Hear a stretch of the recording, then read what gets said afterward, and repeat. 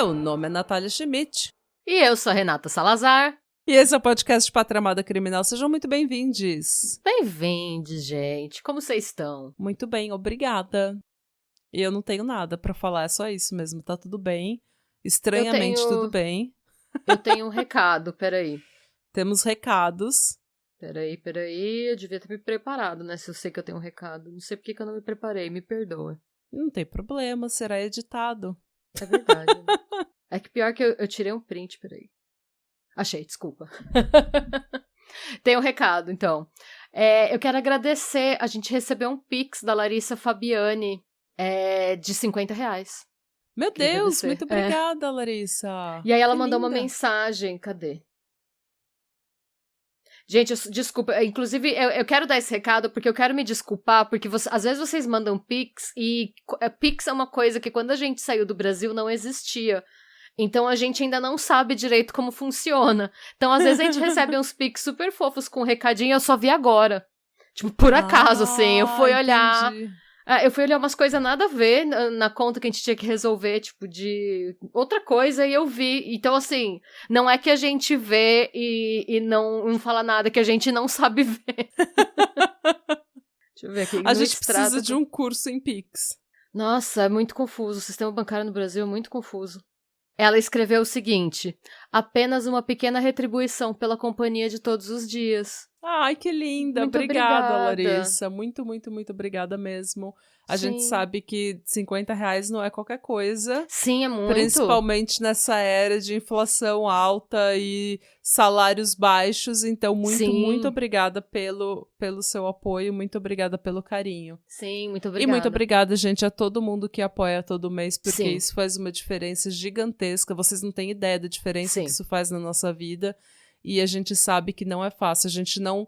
A gente sabe que R$20 aqui e ali não é todo mundo que tem, não é todo mês que é tão fácil dar. Então a gente valoriza demais todo o apoio que vocês dão pra gente, pra ajudar a gente a construir nosso sonho, porque a gente sabe que é de coração e a gente sabe que não é fácil. Muito obrigada, viu?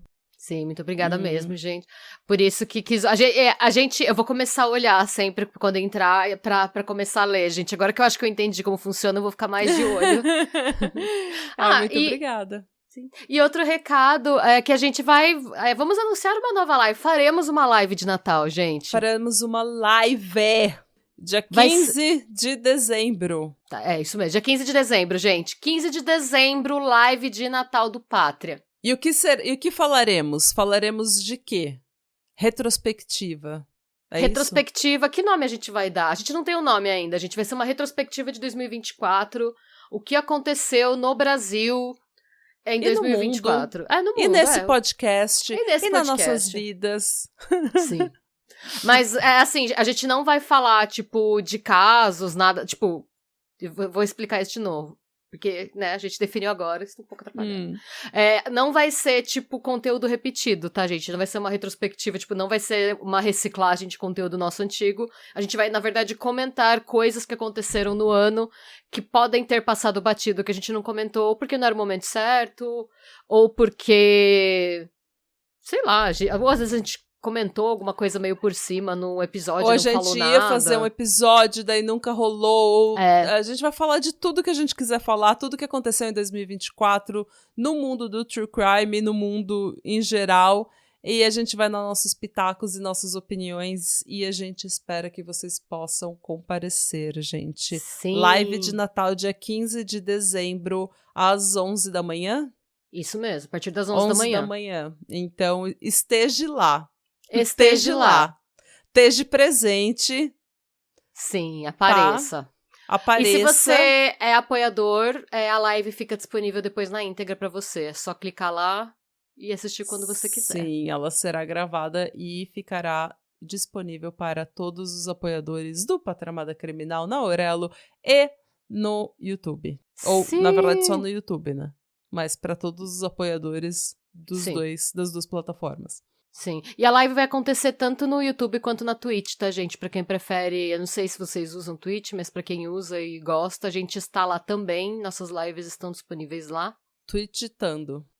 É isso aí, somos Eu ia falar twitcheiras, mas isso é muito esquisito. Twitcheiras. Não sei se esse nome é certo. A gente é muito jovem, gente. A gente é muito jovem. Eu não sei nem o que é o Pix direito, sabe? Então eu tentando entender com o celular, assim, ela disse isso aqui. Faltou só eu colocar o óculos na ponta do nariz, assim, sabe? Pra olhar. Ai, tem que colocar no ângulo. Eu acho engraçado que a pessoa vai ficando mais velha e daí ela tem que ver as coisas de longe. Daí ela coloca o celular longe, mas ela não coloca o celular longe na altura do olho. Ela tem que baixar e virar um pouco a cabeça pra trás, assim, entendeu? Pra dizer que ela tá tentando ver o celular. Ela tem que colocar o celular mais embaixo e a cabeça tem que ir um pouquinho pra trás, o óculos na ponta do nariz. Tem todo um uma ritual. Técnica. Uma técnica, uma dança do envelhecimento. A dança da leitura do texto do celular, né? E agora, sem mais delongas, dona Renata, me conte uma história. Bom, gente, hoje eu vou contar pra vocês a história de uma criminosa real irlandesa que inspirou um personagem da Marvel.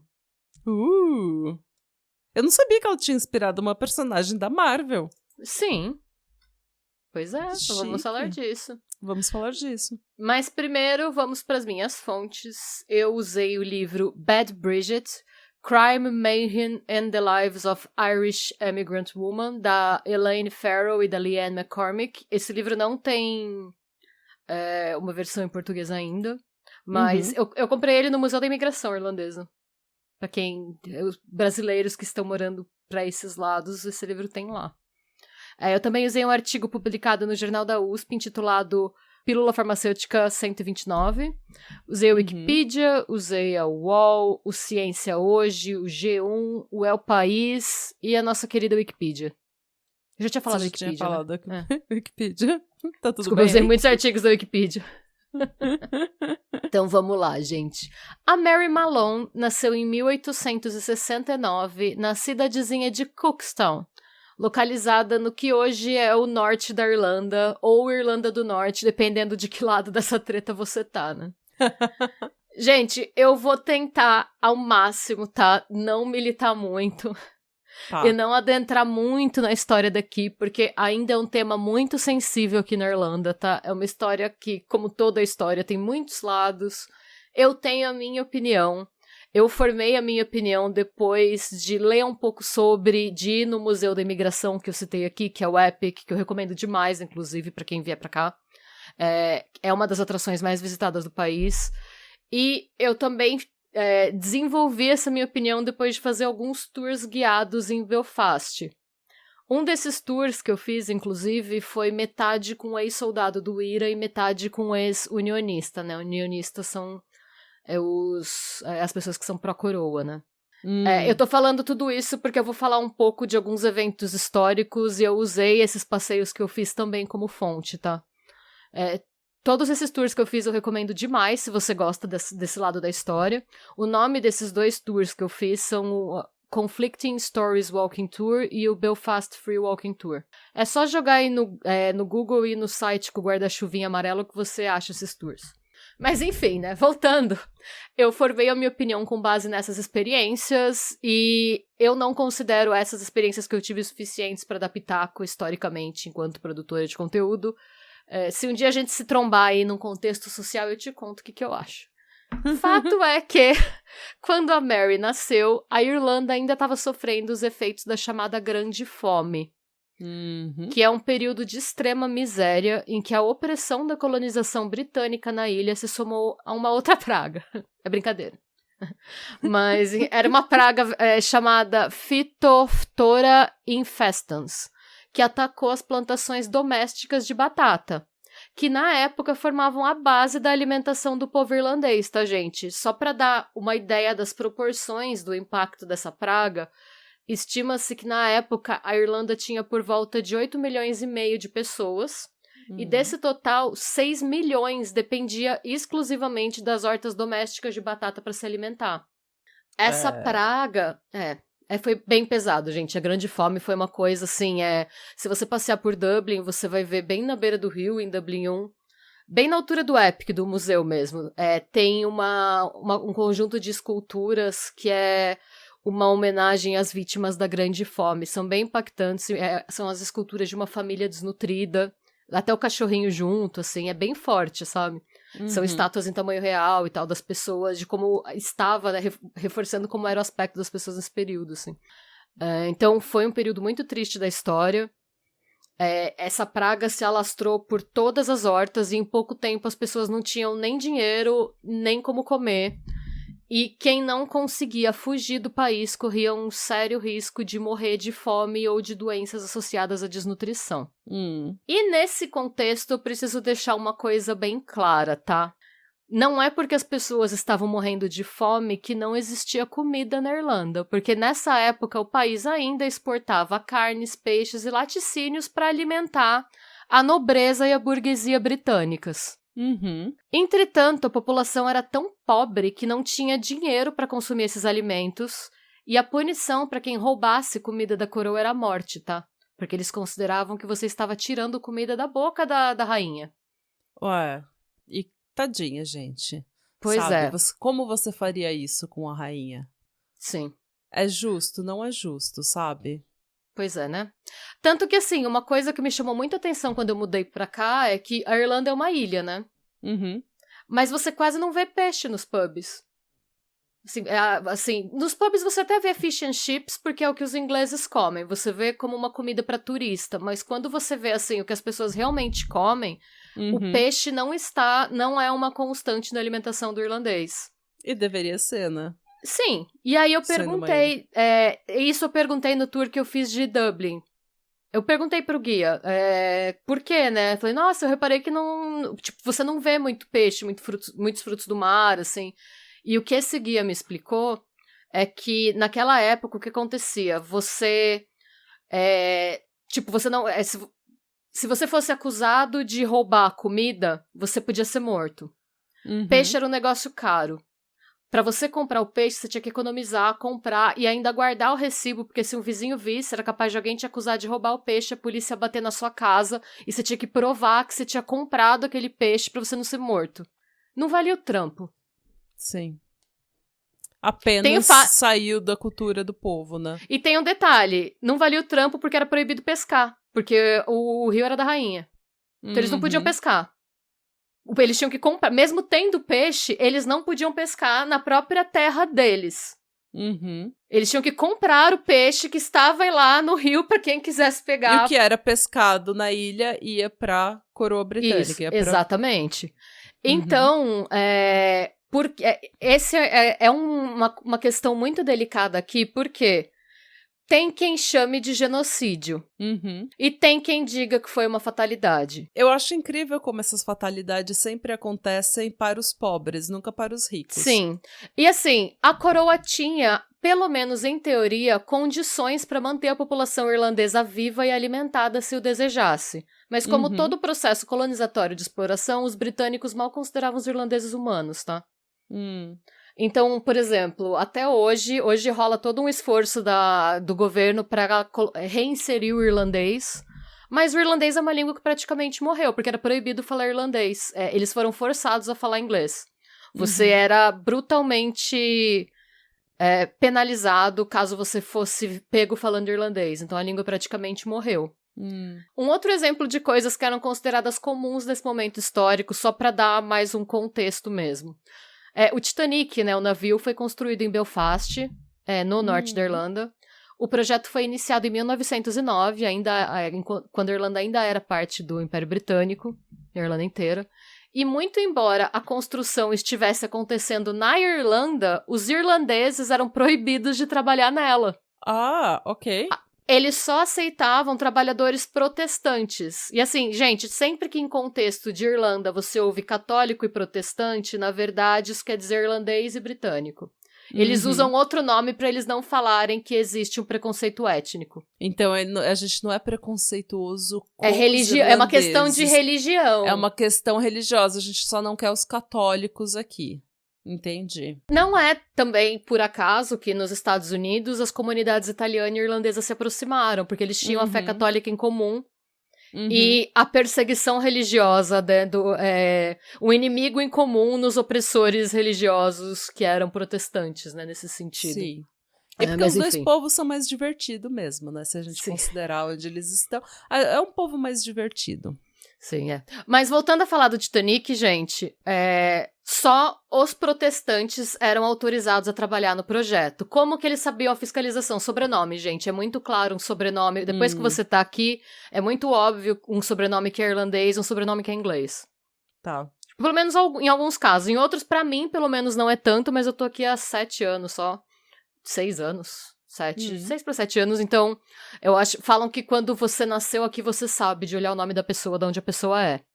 Gente, mas ainda assim, o país estava em crise e o desemprego estava alto. Os irlandeses falsificavam os documentos para trabalhar, mesmo sabendo que a pena estipulada para quem trabalhasse sem permissão era a execução, tá? Jesus Cristo. Ou seja, as pessoas estavam tão desesperadas que corriam o risco de serem mortas para passar perrengue na construção de um barco por um salário baixo, tá?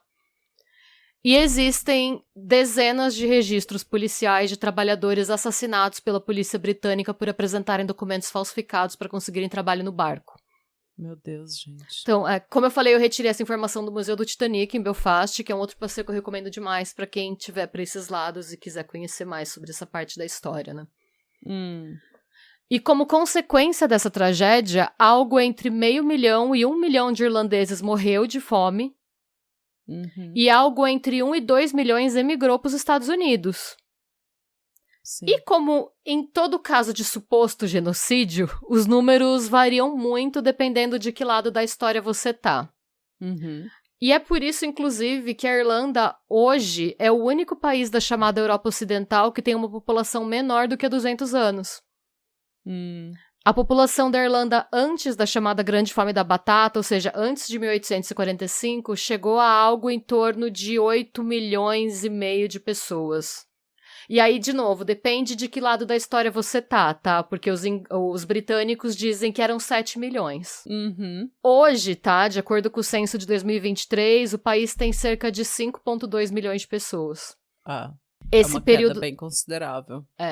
Esse período da história é considerado pelo historiador Eric Hobsbawm como a maior catástrofe humana da história europeia ocorrida durante a primeira metade do século XIX. E essa tendência migratória se manteve por algumas décadas depois que o período de crise passou. E para vocês terem uma ideia do tanto de gente que foi e que ainda vai para os Estados Unidos, de acordo com os dados do censo estadunidense, 33,1 milhões de americanos disseram ter ascendência irlandesa, o que corresponde a 10,4% da população dos Estados Unidos. Sim. Gente, esse número é 7 vezes maior que a população da própria Irlanda. É que também os americanos, tipo, eles falam que eles têm ascendência irlandesa quando eles estão na 8ª geração já, né? Daí eles falam, tipo, o que você é? Tipo, é só o sobrenome que ainda permanece e eles estão...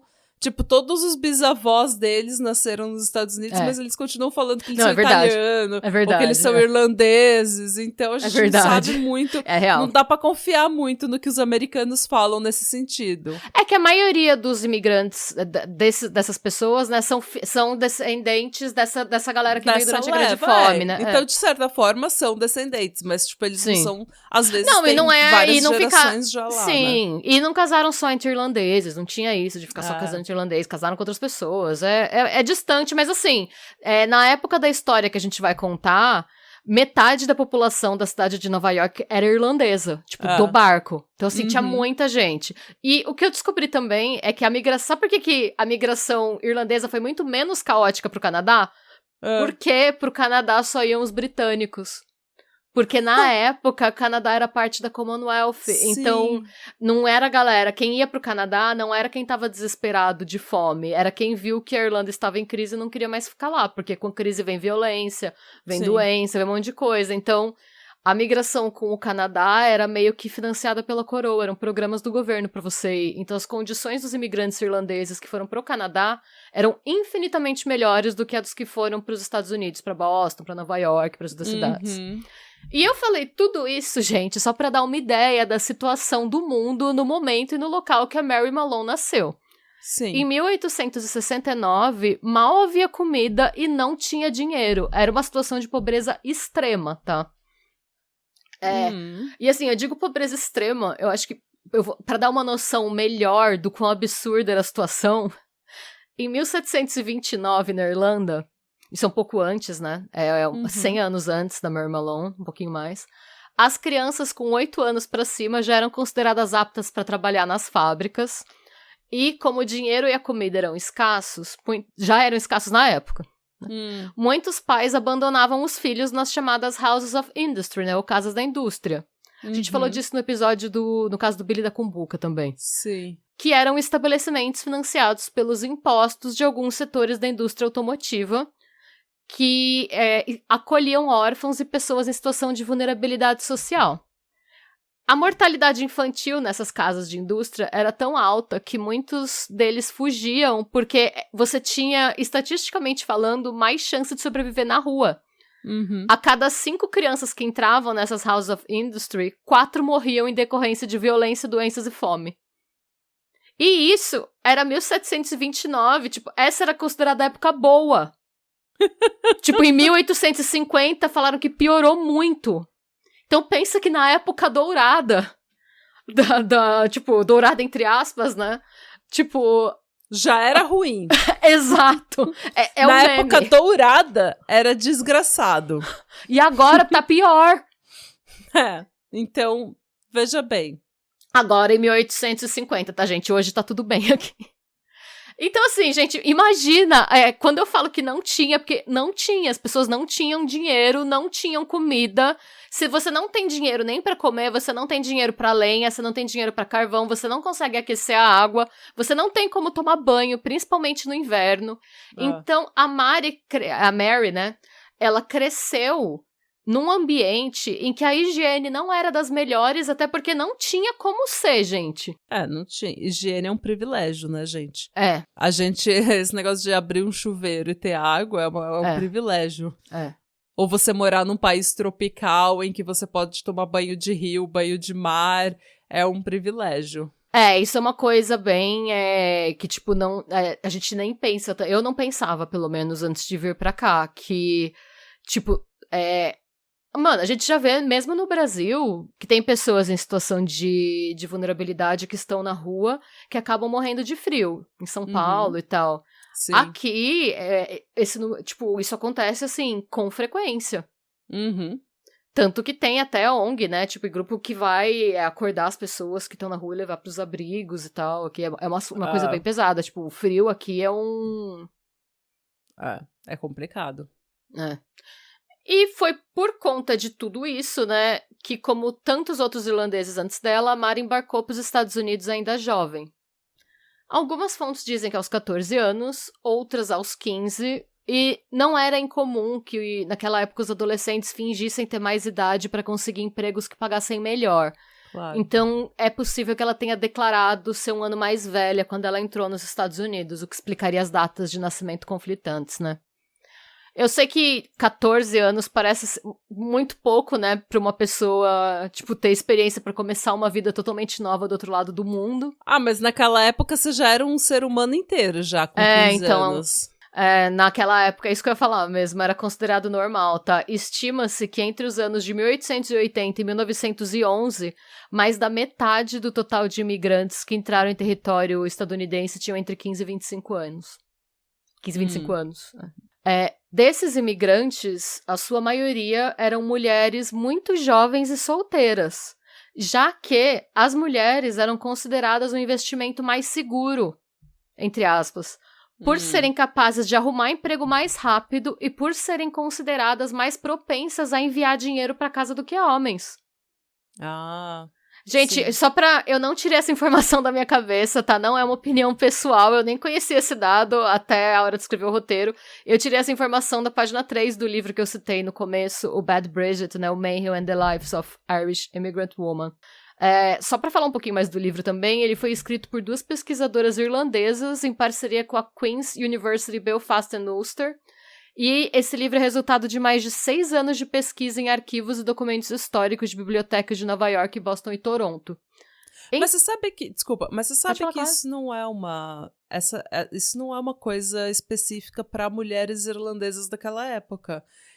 Aqui a gente fala muito sobre refugiados, porque a Noruega acolhe algumas pessoas, não muitas, não tanto quanto deveria, mas acolhe. Essas pessoas têm todo um programa de socialização na sociedade norueguesa. Então a gente fala muito sobre o trabalho da ONU com refugiados, sobre o trabalho de instituições de caridade com refugiados e com pessoas que estão em zonas de guerra e em zonas de pobreza extrema. E eu já ouvi e já li em mais de uma fonte relacionada a mais de uma situação em que você investe primeiro em mulheres. Porque as mulheres, se você dá R$100 para uma mulher, numa situação de vulnerabilidade, ela vai gastar com a família. E o que acontece muitas vezes é que os homens vão gastar no bar, ou eles vão gastar com os amigos, ou eles vão comprar coisas para eles mesmos. E as mulheres, elas investem na família. Então, tipo, às vezes coisas assim, tipo, você vai na Índia, numa vila na Índia, e você investe nas mulheres daquela vila.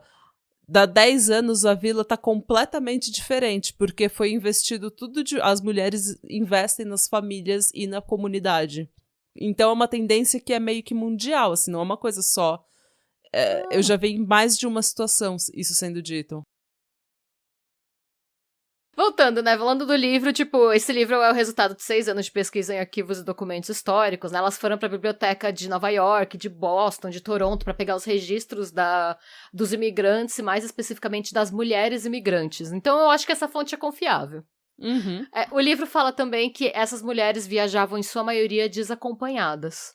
E uma matéria que o New York Times publicou em 1878 ilustra um pouco dessa situação. Eles falam: o fato mais impressionante é que essas mulheres chegam sem a certeza de que alguém as espera. Suas passagens são pagas adiantado por seus parentes em seu país de origem, e elas embarcam com a esperança de que haverá alguém esperando por elas aqui. Ai, gente, que desespero. Imagina isso. Imagina você passar isso com 15 anos de idade. E assim, sem saber, porque pensa que você tá no navio, você tá meses no navio. Você não sabe se a pessoa que pagou sua passagem, e a gente vai falar mais de como é que essa viagem era feita, porque como a gente falou, não tinha dinheiro pra passagem. Uhum. Você não sabe se a pessoa vai estar viva, você não sabe, e se a pessoa esqueceu, e se a pessoa atrasar. Muitas vezes você nem conhece esse parente que vai te receber, você nunca nem viu, porque você era muito nova quando a pessoa foi. Uhum. Então, é uma situação, assim, eu não consigo imaginar a ansiedade. Isso, eu já não consigo imaginar a ansiedade pensando numa viagem em condições normais de temperatura e pressão, né? Imagina como era... É isso que eu coloquei na sequência do roteiro. Como vocês devem imaginar, a viagem era extremamente difícil. Porque, além das condições precárias de higiene e segurança, os casos de violência sexual eram recorrentes. Claro. E aí eu peguei mais um trecho desse livro que eu acabei de citar, que também fala um pouco sobre isso. Ele diz: a adolescente Mary Ward deixou sua mãe viúva na cidade irlandesa de Wexford e emigrou para o Massachusetts no navio James Foster Jr., em setembro de 1864. Ao chegar, foi tratada para sífilis. Ela estava certa de ter pego a doença de um membro da tripulação, Robert Stafford, já que, em suas palavras, ela nunca havia estado com nenhum outro homem. Não se sabe ao certo se o relacionamento era consensual ou não, mas se sabe que não era incomum que passageiras de terceira classe fossem submetidas a ataques sexuais. A gente não sabe ao certo como foi a viagem da Mary, mas a gente pode imaginar, se a gente considerar que ela era uma menina de 15 anos, sozinha, desacompanhada. Né? Fato é que, assim que ela chegou, ela conseguiu quase que imediatamente emprego como faxineira e foi aos poucos conquistando empregos que pagavam melhor, até que em 1900 ela conseguiu o cargo de cozinheira na casa de uma rica família que vivia próxima a Nova York. Uhum. 2 semanas depois dela conseguir o emprego, os 8 membros da família quase morreram ao contrair febre tifoide. Tudo bem, aconteceu, passou, vida seguiu. Em 1901, ela conseguiu um emprego melhor em Manhattan. E a mesma coisa aconteceu com os moradores daquela casa. Uhum. Ainda assim... Uma grande coincidência. Pois bem. Em agosto de 1906, ela conseguiu um outro emprego ainda melhor, tá? Porque aparentemente ela era muito boa na cozinha. Tipo, ela era uma boa cozinheira. Sim. O segredo tá em nunca lavar as mãos.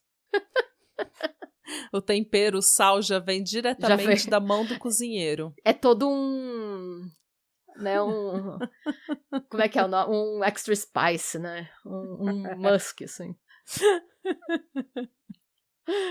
Então, e gente, foi seguindo, a vida foi seguindo. Aí, em agosto de 1906, ela conseguiu um outro emprego ainda melhor na casa de um banqueiro em Long Island. E 7 pessoas, entre membros da família e funcionários da casa, foram hospitalizadas pela mesma doença. Tá. E o que é febre tifoide, gente? Ela é, na verdade, uma espécie de salmonela. De acordo com o site da Secretaria de Saúde do Distrito Federal, ela é uma doença bacteriana causada pela Salmonella typhi. A transmissão ocorre principalmente através da ingestão de água ou alimentos contaminados por fezes ou urina de pessoas infectadas. Pesado. Bem pesado. Qualquer pessoa pode contrair febre tifoide, mas a doença é mais comum em áreas com falta de saneamento básico, consumo de água não potável e higiene deficiente. Viajantes para regiões endêmicas também correm risco aumentado. E quais são os sintomas? De 7 a 21 dias após o contato com a bactéria, aparecem sintomas graduais e inespecíficos que vão aumentando de intensidade progressivamente. Conforme Esses sintomas... a bactéria vai se alastrando. Sim. A bactéria Tiffany. A bactéria Tiffany. E quais são os sintomas de quando a bactéria Tiffany se alastra? Febre alta, calafrios, dor de cabeça, cansaço, dores nas articulações, perda de apetite, mal-estar geral, tosse seca, manchas rosas na pele, também conhecidas como roséola tifoide, e esplenomegalia, aumento do tamanho do baço. Tirando esses 2 últimos, todo trabalhador brasileiro tem não ia nem perceber que tava com febre tifoide hoje em dia. De repente, metade do Brasil tem febre tifoide e a gente nem sabe, porque a gente tá tudo cansado, estressado. E pode haver diarreia, sobretudo em crianças, só que mais frequente é a constipação intestinal. A transmissão pode ser direta pelo contato direto com as mãos do doente ou portador, ou indireta através da água e alimentos que podem ser contaminados com fezes ou urina do portador. Gente, desculpa, faltou uma última parte. E a contaminação dos alimentos é verificada pela manipulação feita por portadores, né? Sendo a febre tifoide conhecida por conta disso como a doença das mãos sujas. Hoje, da bactéria Tiffany. Da bactéria Tiffany. A doença das mãos sujas de Tiffany. Hoje, o tratamento para febre tifoide é feito com antibióticos e corticoides. Mas, vamos lembrar que o primeiro antibiótico só seria inventado em 1928 e os primeiros corticoides só foram inseridos em tratamento médico em 1949. Ou seja... não havia cura. A bactéria Tiffany teve uma Thor. Sim. Gente, de uns 30 anos. Era uma situação meio que como a do Covid hoje, no sentido de que não tinha remédio. Você contraía, existiam alguns tratamentos para atenuar os sintomas, mas basicamente você podia sobreviver a ela ou não, dependendo da força do seu sistema imunológico. Você tem que esperar passar, como se fosse uma onda. Sim. E por ser uma doença, como vocês viram, diretamente ligada à falta de saneamento básico, a febre tifoide era mais comum em áreas mais pobres de Nova York. Especialmente as com maior concentração de imigrantes, em decorrência da densidade demográfica dessas áreas. De acordo, mais uma vez, com o livro O Bad Bridget, que eu usei bastante, como deu pra ver, né? Os irlandeses normalmente conviviam em bairros que, no meio do século XIX, eram considerados os piores cortiços. Em uma dessas áreas, chamada New York 60 Ward, tinha um total de 3.492 residentes divididos em 95 casas.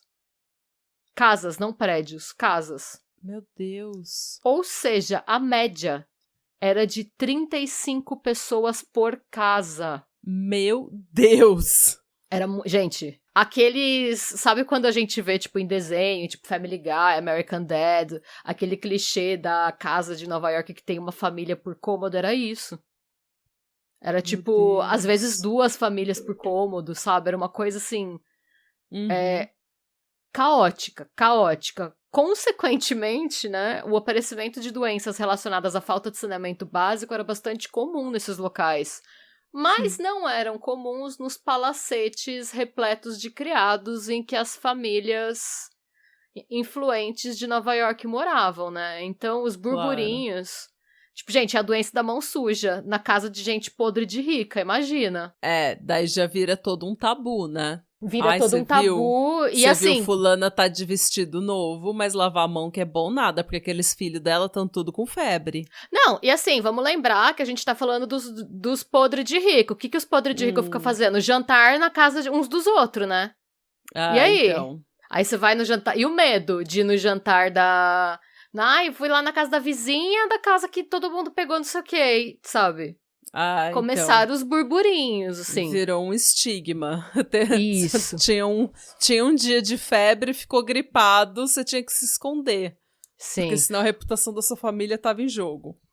E por conta disso, a casa, né, daquela última família, lá na casa do banqueiro de Long Island, né, o banqueiro ficou com medo de ficar na casa, porque, gente, hoje a gente sabe muito bem o que é febre tifoide. Naquela época não se sabia, como eu falei, era uma situação análoga à do Covid, né? A gente não se sabia direito o que era. Como o banqueiro tinha dinheiro para poder fazer isso, ele decidiu contratar um engenheiro sanitário funcionário do Departamento de Saúde de Nova York, um homem chamado George Soper. O Soper era major do exército, tinha um diploma de engenharia pelo Rensselaer Polytechnic Institute e um PhD pela Columbia University, tá? Em 1923, ele viria a se tornar diretor-presidente da American Society for the Control of Cancer, que depois viria a se tornar American Cancer Society, ou Sociedade Americana contra o Câncer. Ou seja, né, surra de diploma. Ele não era pouca bosta. Não, ele contratou o banqueiro de Long Island, contratou o Nerdola Master, o cientista master da vigilância sanitária para inspecionar a casa. Basicamente, o banqueiro falou assim, olha, todo mundo aqui pegou febre tifoide, a gente não conhece essa doença direito, eu quero saber se essa casa ainda é um ambiente seguro para mim e pra minha família, se eu tenho que mudar daqui. Que chique, gente, que coisa chique isso. Ai, Fancy, né? Meus filhos estão com febre, eu vou chamar o Drauzio Varela. Imagina, gostaria. Né? Queria, imagina. Eu ia viver, coitado do Dr. Drauzio, eu ia infernizar a vida dele. Se eu fosse vizinha do Drauzio Varela, eu ia ser insuportável. Porque eu ia querer tomar um chazinho com ele, um cafezinho, um bolinho com ele toda tarde e ficar perguntando um monte de coisa pra ele. Só pra ouvir ele falar. Eu ia ficar parada, tipo, do lado de fora, sabe, com o saco de lixo, tipo, 3 horas esperando ele sair, fingindo que era uma coincidência. Eu vi numa entrevista com ele nesses podcasts, eu não sei qual podcast foi, eu só vi um reel, assim, no Insta, e daí era ele falando que ele sobe e desce as escadas do prédio pra exercício. Eu ia ficar naquelas escadas malhando com ele, ia ficar, oi, tudo bem? Eu também vim fazer jogging aqui na escada do prédio. E ia ficar falando com ele, porque eu adoro ouvir aquele homem falar. Nossa, eu também, não. Ele é bom, ele é um ótimo médico e um ótimo contador de histórias. Que homem talentoso. Um ótimo professor, um ótimo educador, ele é maravilhoso. Ele podia sentar do meu lado e ler o menu do McDonald's e eu ia comprar. Ele ia contar curiosidade sobre o menu do McDonald's. Eu ia comprar o audiolivro dele lendo Sim. o menu do McDonald's. Mas enfim. Enfim, foi isso. Ele contratou ao banqueiro. O banqueiro contratou o Drauzio Varela da Vigilância Sanitária. Tá. E esse homem, o Soper, ele inspecionou a casa exaustivamente e ele não encontrou nada. Ele falou, gente, não tem nada, assim... Eu não consigo encontrar uma fonte da doença.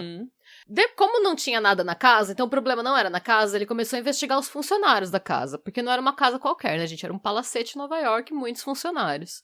A única coisa de diferente que tinha acontecido no quadro de funcionários era que a Mary Malone, a cozinheira, tinha pedido demissão um pouco antes do médico chegar. Tá. E assim, gente, não é nem que isso fosse necessariamente suspeito, mas era a única coisa que ele tinha pra começar. Era a única coisa que tinha mudado, que era diferente.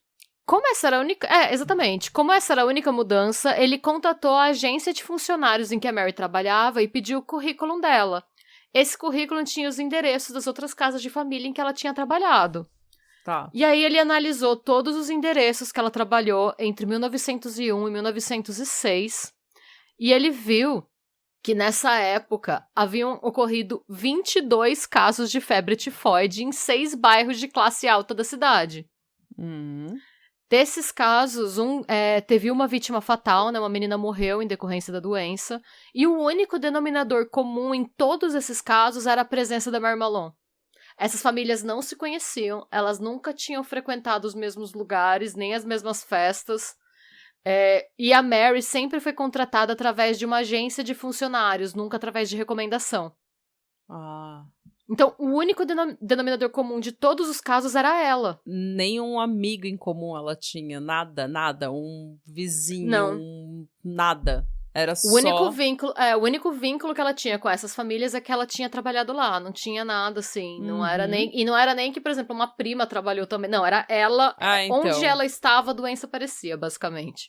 Muito estranho, coincidência. Pois é, e aí investigando a vida dela, o Soper também descobriu que a especialidade dela era preparar sorvetes com pêssegos picados à mão. Mas ele estranhou que em nenhum momento ela faltou no trabalho por ter contraído febre tifoide. Então, ela estava lá, aonde ela estava as pessoas eram contaminadas, mas ela não era. Então, era uma coisa que ele não conseguia entender, porque assim, em algum momento, quando que ela, né, pegou a doença? Porque em nenhum momento ela teve sintoma nenhum, por que ela estava transmitindo ainda, sabe? Porque não é um negócio que você fica transmitindo, tipo, pra sempre, né? Então, é isso que eu também, agora, Entendeu? É isso que eu nunca tinha, na verdade, eita, olha. É isso que eu tô dizendo, tipo, como, né? Então, porque eu entendo que ela não tem os sintomas e transmita, mas é incrível você continuar transmitindo ano após ano, tipo, não só você não tem os sintomas, como aquilo nunca se cura de você, a Tiffany nunca te deixa. Não, em teoria deixa, entendeu? Esse é o grande X da questão.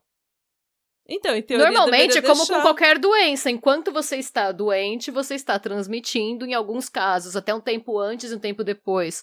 Você continua transmitindo mesmo sem estar com sintomas, mas depois que passa esse tempo, em teoria, você não transmite mais. Mas como que ela continuava transmitindo pra sempre? Era isso que ele não entendia. Ele falou, gente, como pode? Ela era a bactéria Tiffany. Mas aí o que aconteceu? E como ele não entendia, ele foi pesquisar, ele foi buscar conhecimento. Ele já seguia os ensinamentos de ET Bilu. E nessa, ele acabou encontrando um artigo europeu que revelava a existência de portadores assintomáticos dessa bactéria. E aí Mas isso que eu tô falando, mesmo que seja sintomático, não acaba nunca. Ela tem um supply infinito de bactérias para continuar passando ano após ano. O que acontece? Naquela época não existia antibiótico. Em teoria, se ela tivesse tomado antibiótico, o problema estaria resolvido. Mas o que acontece? Por algum motivo, ela era imune a essa bactéria, mas a bactéria continuava se reproduzindo nela, porque ela não tomou antibiótico. Então ela estava tomada pela bactéria. E ela era imune. Tipo, ela ela só transmite. É como se ela fosse só, tipo, contagiosa mesmo. Tipo, ela a bactéria se reproduz e flui por ela, mas ela não sente os efeitos. Eu fico imaginando que em algum momento o corpo dela ia lutar contra a bactéria. Não, porque não afeta ela. E a bactéria morrer. Mas realmente não afeta ela, então ela tá só... Nossa, aquele corpo devia estar tomado por bactéria. E ela foi procurada E ela é descrita como uma mulher muito forte. Eles descrevem ela como sturdy, sabe assim, muito forte. Parruda. Ela é descrita como sendo grande, tendo os cabelos escuros e como sendo muito forte. Ela não era uma pessoa que parecia consumida por uma doença sem tratamento, sabe? Então, ela não aparentava, ela não tinha uma aparência de estar doente, não parecia que ela tava com nada.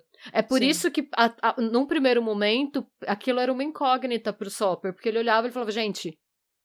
Como? Até porque, se ela estivesse com uma aparência doente, ela nunca teria sido contratada. É, claro. Né? E aí, então, ela foi procurada pelo Soper para uma entrevista, né, uma conversa, mas se negou a colaborar. ele teve que pedir ajuda pro departamento de saúde da cidade de Nova York, que levou a Mary à força pra ser examinada no hospital. E, gente, vamos lembrar, né? Era uma menina, tipo, ela tinha o quê na época? 20 e poucos anos? E assim, pela história de vida dela, normalmente as pessoas que passam por esse tipo de coisa não são pessoas que confiam no governo, não são pessoas que confiam na polícia. Imigrantes, de forma geral, não gostam de se envolver com autoridades e com polícia. É uma imigrante vinda de uma colonização extremamente opressora. Para ela, as autoridades eram um risco. E era uma pessoa extremamente inculta.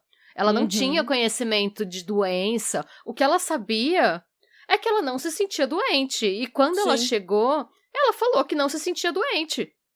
E aí falavam que queriam examiná-la. E ela falava, por que vocês querem me examinar se eu não estou doente? Nisso. E vamos lembrar que foi uma pessoa que veio naquele barco medonho, que Deus sabe o que aconteceu com essa menina naquele barco, vai saber como era a vida dela naquelas condições, num contexto em que você divide a casa com outras 34 pessoas, sabe?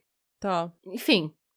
Ela negou veementemente estar doente, atacou um dos médicos com um garfo, deu um soco num policial e fugiu.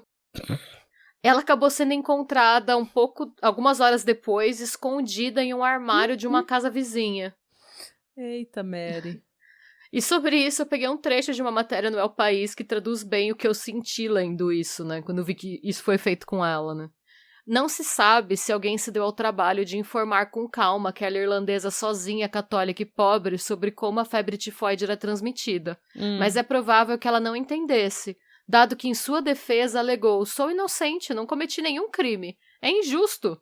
Parece incrível que uma mulher indefesa possa ser tratada assim em uma comunidade cristã. Por que me desterram como uma leprosa? Ela tinha ela pendia um pouquinho, ela tinha uma pegada de diva dramática, sabe? Por que me desterram como uma leprosa? Por quê? Diva. Por que diva? Diva tifoide. Diva tifoide. Fato é que ela acabou sendo examinada e foram encontradas muitas bactérias Salmonella typhi em suas fezes. Mas, gente, não foi fácil conseguir fazer esse exame, tá? Mais tarde, o Soper relataria que era extremamente complicado atender ou examinar a Mary, que ele descreveu como uma mulher mau caráter, teimosa e muito solitária. É difícil você falar mau caráter quando ela tem uma desconfiança natural e extremamente justificada das autoridades, principalmente das autoridades de um país que ela acabou de chegar, que ela não é o país dela. Gente rica que ela serve, que ela nunca teve contato num contexto social, ela só sabe o que é servir, ser empregada dessas pessoas.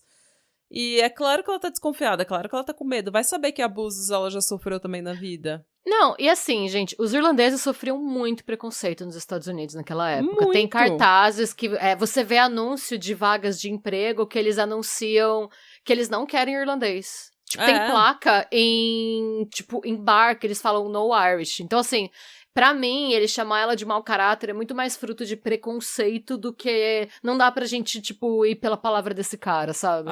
E não é igual hoje. Você vê, hoje, com toda a informação que a gente tem, com a informação, sabe, disponível em qualquer lugar, ainda tem gente que não acredita nas autoridades, ainda tem gente que não acredita no Covid, ainda tem gente que não acredita na pandemia. Então, imagina naquela época... Ainda tem gente que fala que vacina, causa autismo, sabe? Então, mesmo com toda a informação, com milhares de estudos, imagina uma pessoa daquela época sem estudo nenhum, sem cultura nenhuma, num país diferente, depois de ter sofrido diversos abusos, provavelmente, depois de ter sofrido pobreza extrema.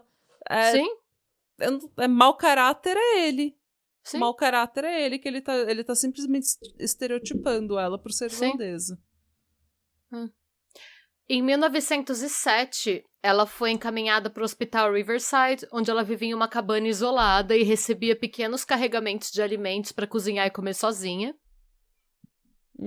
E foi naquela época que a imprensa local criou um apelido para se referir a Mary, que era Typhoid Mary, ou Maria Tifoide em português, né? muito embora a condição dela fosse tema de artigos científicos e de fofoca pelo país inteiro, ela nunca assumiu nenhum tipo de responsabilidade pelos contágios, sempre alegou estar sofrendo uma injustiça e tentou recuperar sua liberdade, porque ela não aguentava mais ficar isolada. Claro. Em 1910, ela foi liberada com a condição de se comprometer a nunca mais voltar a trabalhar como cozinheira. Tá. E, obviamente, ela aprendeu a lição e foi trabalhar numa ferrovia, onde viveu feliz para sempre. Mas não, na verdade não. Ela imediatamente voltou a ser cozinheira. O que realmente aconteceu é que quase imediatamente ela criou um nome falso e conseguiu outro trabalho como cozinheira. Meu nome não é Maria Tifoide, meu nome é... Kátia. Lembra Kátia. da Ludmilla? Meu nome é Kátia. Kátia Tifoide. Kátia Tifoide.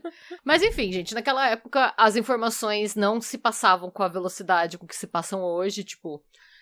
Falava-se de uma Mary Tifoide, tinham sketches dela circulando, mas não tinha fotografia dela disponível. Então, não é como se a imagem dela tivesse ficado marcada, mas o nome dela sim. Ela então, pode só repartir o cabelo do outro lado e falar que o nome dela é Kátia Tifoide. Então, o que ela fez, nisso ela foi esperta. Por quê? Ela sabia que se ela tentasse emprego nas casas de alta sociedade, havia mais chance dela ser reconhecida.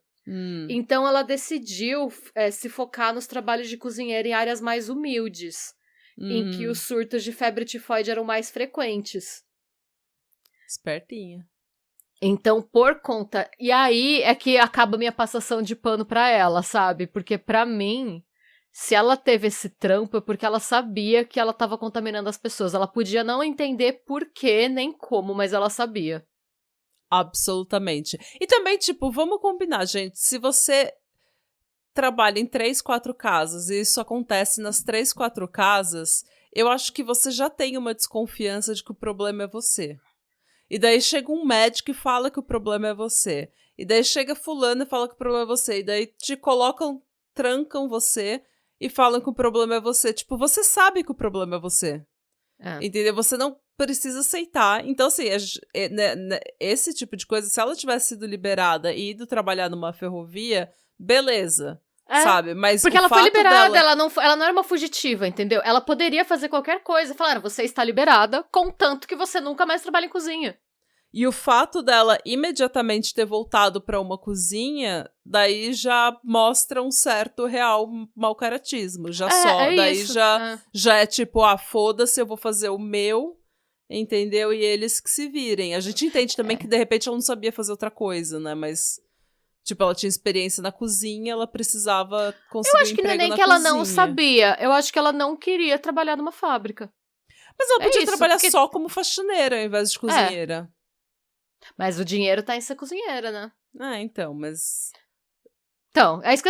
Aí, já pensou se, na verdade, ela realmente era mau caráter? A gente tá mó julgando o Sopper por Sopper falar da verdade. Eu julguei ele porque eu entendo o contexto social e histórico que ela estava inserida. Então, eu entendo, assim, de onde vem essa ignorância, de onde vem a resistência, de onde vem entendeu? A desconfiança nas autoridades... Mas quando você volta imediatamente para um trabalho que eles pediram para você não fazer, sabe? Você sabe que... Né, ela sabia que ela estava contaminando, porque ela sabia que o suficiente para ir trabalhar na casa de pessoas mais pobres que ninguém ia bater o olho, entendeu? Então ela sabia que ela estava contaminando e ela foi mesmo assim. Tanto que, assim, ela conseguiu continuar trabalhando em cozinha sem ser pega por 5 anos. Yikes. E o que ela fazia? Ela trocava de nome e de emprego ela trocou de nome pelo menos 2 vezes e ela trocou bastante de emprego, porque sempre que ela desconfiava que estavam associando ela a Maria Tifoide, ela fugia. O que me lembra um pouco a Kazuko Fukuda também, que a gente acabou de fazer. Sim. Sempre trocando de nome, sempre trocando de emprego. Mas a Kazuko só matou uma pessoa. É verdade. Ela foi horrível só uma vez. Pois é. Até que em janeiro de 1915, um novo surto de febre tifoide atacou um bairro nobre, mais especificamente a maternidade Sloan, localizada em Manhattan. Ixi. 25 pessoas ficaram doentes e 2 delas morreram. Oh. A vigilância sanitária foi chamada, né, como é de praxe nesses casos, e foi informada que uma das cozinheiras, uma mulher chamada Mary Brown, havia fugido. E lá se foi o Soper atrás da Mary Malone novamente. Ela foi localizada e encaminhada de novo para o Riverside, onde ela permaneceu até sua morte, em 1938. Em 23 anos, ela nunca recebeu nenhuma visita e, ao morrer, não teve autópsia. Oh. Estima-se que ela tenha infectado pelo menos 53 pessoas e causado a morte de outras 3. Eita. O túmulo dela pode ser visitado no cemitério de St. Raymond, no Bronx. E, como eu comentei no início desse caso, a Mary inspirou a supervilã Mary Walker, ou Typhoid Mary, que apareceu pela primeira vez na edição 254 do quadrinho do Demolidor, publicado em maio de 1988. Nos quadrinhos, ela é uma assassina de aluguel com poderes psíquicos, pirocinese, que é a capacidade de provocar chamas, e expertise em artes marciais, que também sofre de transtorno de personalidades múltiplas, ou seja, gente complexa. Range. Hoje, acredita-se que a Mary Malone fosse portadora crônica de Salmonella Typhi em sua vesícula biliar. Acreditam que, tipo, ela sintetizava naturalmente essa parada na vesícula, imagina? Eita. Mas não se sabe se em algum momento da vida ela chegou a entender por que ela transmitia a doença e quais que eram as causas. Eu acho que ela não entendia. Eu acho que ela sabia que era ela. E ela continuou depois não se importando com o que ela estava fazendo, sabendo que ela estava fazendo mal para as pessoas e não se importando. Então ela merecia uns tapas na cara também. E essa é a história da Mary Malone, gente. A irlandesa mais tóxica da história. Será que ao invés de flores, o povo vai no túmulo dela levar álcool em gel? Ai, que horror. Sei.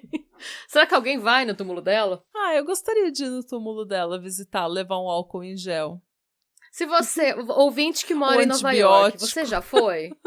Você iria? Ao invés de levar flores, levar um antibiótico, como homenagem. Bom, antibiótico era uma boa. Então, só como uma homenagem, uma coisa simbólica, gente. Um corticoide, né? Uma prednisona. Então, um sabão. Um sabão. Ai, gente, que história. Ai, eu não sabia do background dela, eu sabia que ela tinha vivido em Nova York, mas eu não sabia que ela era irlandesa dessa época, eu não tinha associado com essa época. Nossa, então e coitados dos irlandeses também, porque ela foi meio que um desserviço, né? O irlandês já sofreu muito preconceito depois dela.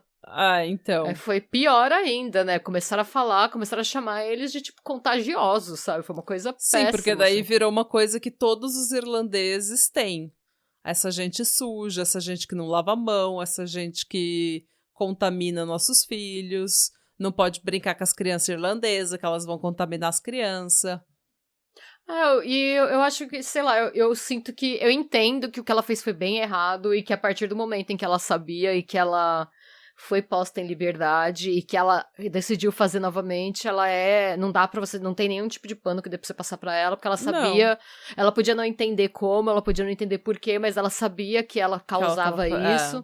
Que ela tava fazendo mal pras pessoas. Sim, isso eu entendo, mas eu também acho que ela é uma vítima da época dela também, sabe? Claro, eu acho que essas duas coisas são verdade ao mesmo tempo, sabe? Sim. Porque também você passar ela passou a maior parte da vida dela sozinha. Isso é triste, né? É bem triste. E assim, ela podia só... Não. Ela não precisava estar completamente isolada, né? Não. É porque ela não conseguia. Entenderam que enquanto ela estivesse em liberdade, ela iria trabalhar em cozinha. Ela não ia. Ela ia falar, beleza, não faço mais, e ela ia fazer de novo. Enquanto ela estivesse viva, não dá pra se arriscar, né? A primeira vez morreu uma pessoa, a segunda vez já morreu mais gente. Quantas pessoas, sabe?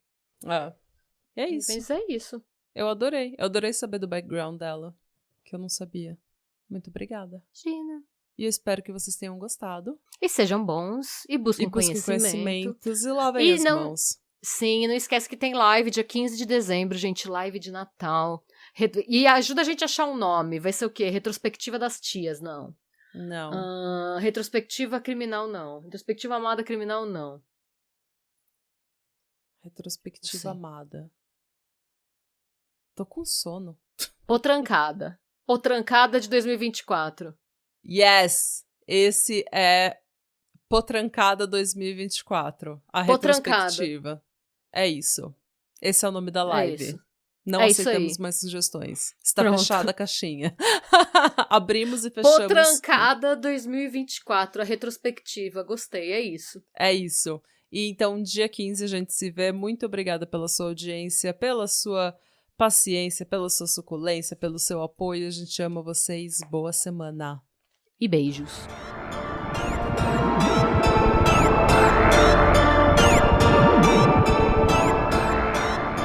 E se você gostou desse episódio e quer receber conteúdo exclusivo sem comerciais, vá até a Orelo para se tornar um apoiador do Pátria. Você também pode se inscrever no nosso canal do YouTube para episódios inéditos todos os domingos. E agora sim, tchau!